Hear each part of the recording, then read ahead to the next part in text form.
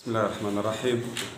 الشكر موصول لجميع الإخوة والأخوات مستشاري ومستشارات المجلس، الإخوان أعضاء اللجنة المحترمين.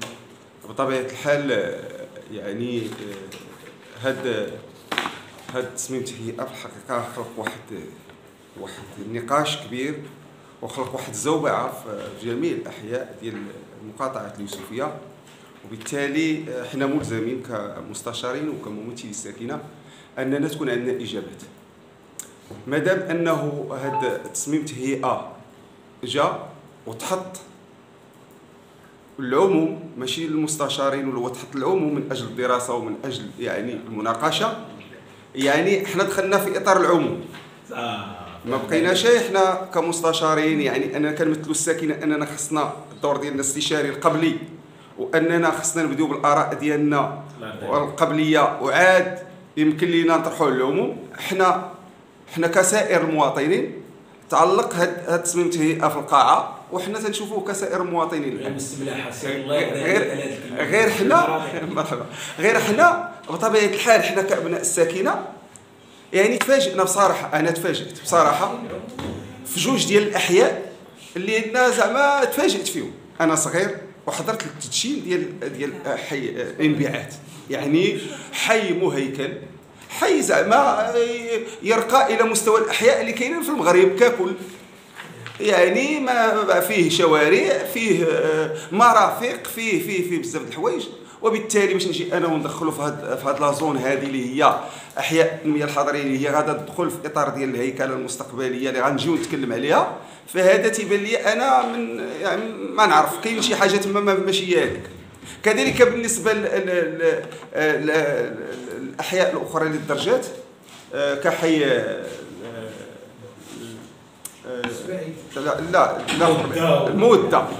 حي المودة هو من الأحياء اللي هي زعما من الأحياء تيبان حي راقي، لأنه يعني الشقق اللي فيه والمنازل أنا سكنت فيه زعما في واحد المدة معينة، في واحد الفترة معينة كان يعني، وباقي الآن من الأحياء اللي هي أحياء زعما مهيكلة ونقية وزعما تتشرف أنها.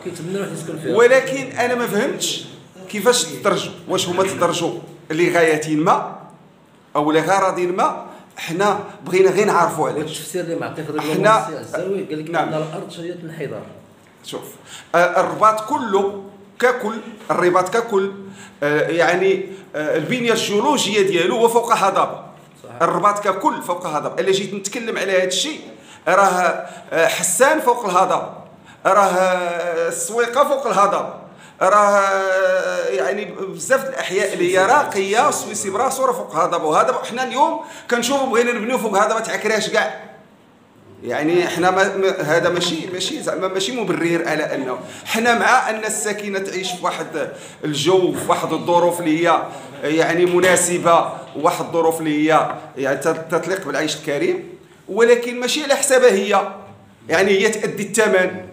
الناس ديال حي الانبعاث ما اديوش الثمن، الناس ديال حي المودة ما اديوش الثمن، الناس ديال الاشقاط ما اديوش الثمن. الا كان بعض التدخلات من اجل مثلا في بعض الازقه نقدروا بين قوسين نتفقوا نقبلوها، ولكن حنا باش تجي حي ككل مهيكل وتقول بان غادي ندخلوا غندير فيه التوسعه، هو اصلا راه عنده التوسعه ديالو، وبالتالي هذا الشيء ما بلياش فيه. بالاضافه لانه هنا جابوا لنا تصميم تهيئه وعزلوه على الخريطه اللي جابت لنا مؤخرا وكاله ضفه نهر ابيض التهيئه. هذيك خاصهم يجيبوهم بجوج باش نعرفوا حنا اشنو كدير هذيك الوكاله، لان هي عندها تدخل في هذا الشيء، لان كاينين تما بعض الشوارع اللي غادا تفتح وغتاثر على بعض الاحياء، وهي ما بيناش لينا في هذا التصميم وما غيشوفها حتى واحد. غتبان من خلال التصميم ديالها هي، لان كون جاو وزوجوهم بجوج وحطوا لنا شنو كاين في الوكاله وشنو كاين في تصميم التهيئه، غادي يبان لنا بعدا على الاقل حي ابي رقراق والحي ديال دوار لاحونا، نعرفوا شنو غادي يوقع لهذاك الحي، واش هو بالفعل غادي تشملوا شي حاجه ولا ما كاينش. لان من الوقت اللي كنلقى ان هي دخلات المدرسه الجازولي وخداتها مثلا يعني حي بدون مؤسسه تعليميه. انا كيعني ليا بالنسبه لي يعني في هذا المجال، مختص في هذا المجال وكاطار في التربيه الوطنيه، تنعرف بان هذيك المؤسسه ملي غتمشي راه هذوك الناس راه ما غاديش يبقاو.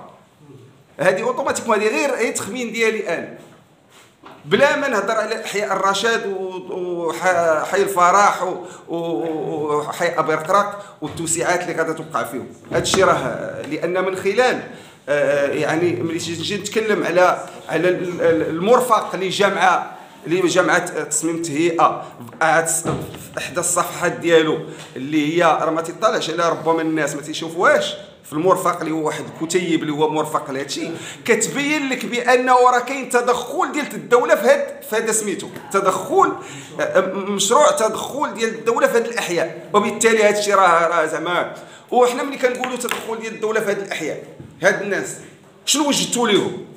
شنو قلتوا لهم؟ كيفاش هيئتوهم نفسانيا باش هما كاع يمشيو لشي بلاصه اخرى؟ واش هيئتوهم؟ واش هضرتوا معاهم؟ واش غدا عاد تجي تقول له انت راه غادي نتوما غادي ترحلوا؟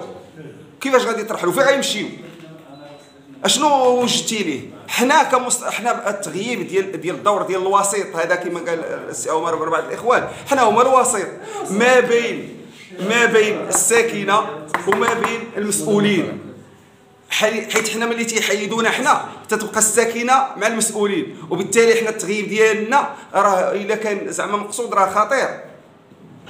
راه الدور ديال المستشار هو الدور الوساطه، والدور انه اعاده الاعتبار للدور المستشار تيخلي ان الناس يفهموا اش واقع.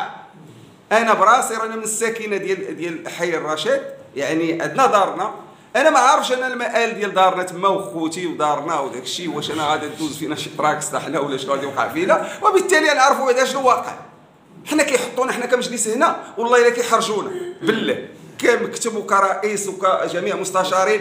اشنو غادي نقول لهم في هذه الدوره؟ غدا في الدوره يجيونا الناس اش غنقول لهم؟ اش عندنا حنا ما نقولوا في هذا الشيء هذا اجتهاد شخصي من الاخ مزير الله يجازيه بخير والاخوان. درنا دراسه بان لنا بانه تما، ومن خلال دراسه الوثائق بان لنا تما بانه احياء ما يمكنش تدخل في هذا الشيء هذا، ودخلت. وحنا غادي نسجلوا في الملاحظات ديالنا من حقنا غنسجلوها بان كاينين احياء اللي هي مهيكله، وحنا كنا كنطالبوا واش نسولوا التسويه ديالها العقاريه، فاذا بينا حنا وين دخلنا وما يمكنش.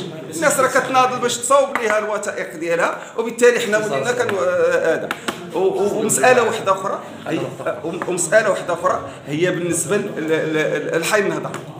حي النهضه ما يمكنش عباد الله حي بحال حي النهضه اللي هو حي مهيكل وحي راقي انه نبقى نشوف فيه اير+1، وما كايناش كاع هذه اير+1 كاع ما كايناش. وبالتالي عطاهم اير+2، هذيك اير+2 ملغومه، شي غياخذ وشي ما غياخذش، وبالتالي هذا الشيء راه ماشي هو هذاك. عندنا ما نقولوا ان شاء الله في المستقبل ان شاء الله ونقول خير.